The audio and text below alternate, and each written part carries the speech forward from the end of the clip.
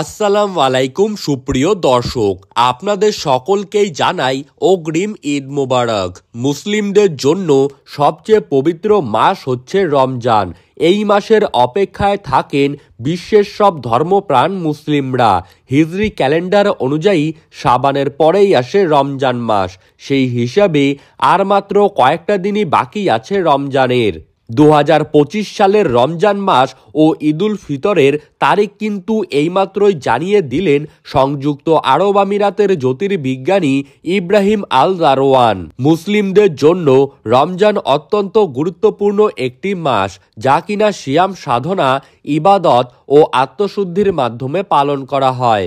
তো দর্শক, আমরা এখন দেখে নেব কবে বাংলাদেশ ও দুবাইয়ের রমজান মাসের চাঁদ দেখা যাবে, রোজা কবে থেকে শুরু হচ্ছে বাংলাদেশে, এছাড়া খুশির ঈদ ঠিক কবে পালিত হতে চলেছে।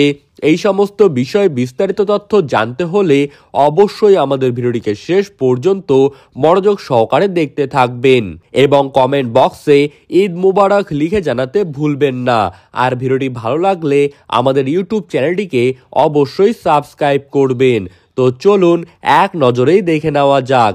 চন্দ্রবর্ষ পঞ্জিকা অনুযায়ী আরবি বছর কিন্তু সব সময় গণনা করা হয়ে থাকে। কবে কোন মাস শুরু হবে তা সম্পূর্ণভাবে নির্ভর করে চাঁদ দেখার উপর। আর এই কারণে প্রতি বছর রমজানের সময় পরিবর্তন হয়। রমজানের চাঁদ দেখা যাবার পর ওই দিন রাতেই তারাবির নামাজ পড়েন মুসল্লিরা। এরপর সূর্যোদয়ের আগে সেহরি করেন এবং সূর্যাস্তের পর ইফতারের মাধ্যমে রোজা পূর্ণ করেন। 2025 সালের ফেব্রুয়ারি মাসে পবিত্র রমজান মাস শুরু হবার সম্ভাবনা রয়েছে।